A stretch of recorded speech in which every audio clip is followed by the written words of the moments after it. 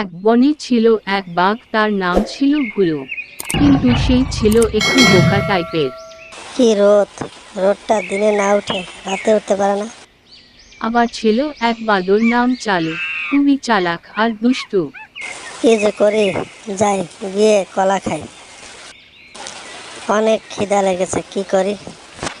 একদিন ভুলু বাঘ খুব খিদে পেয়েছে। সে বলল, আজ কি যাহো, একটা মজাদার খাবার খাবো। সে চালু বাদরকে দেখতে পেয়ে বলল। তুই আমার লাঞ্চ ধরবো তোকে। চালু হেসে বলল, ওহ বুলু ভাই, আমি খাবার নই, আমি তো তোমার গাইড হতে পারি। তুমি কি জানো না, আজ বনের রাজার জন্মদিন।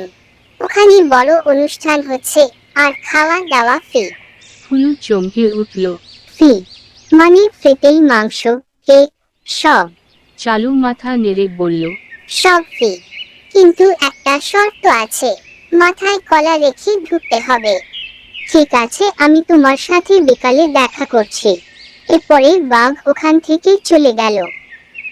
বিকাল হয়ে গেল, যাই বানরের কাছে, ওকে নিয়ে রাজার জন্মদিনে যাব।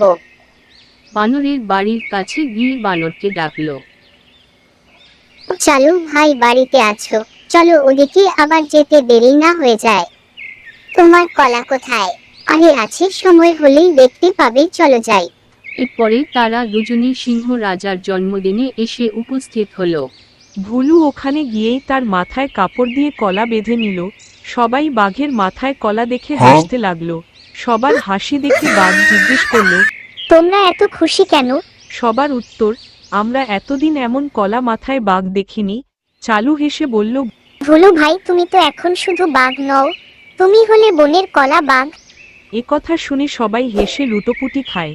আর সেই থেকে ভুলুর নামের সাথে আর একটা নাম যুক্ত হলো, কলা বাঘ।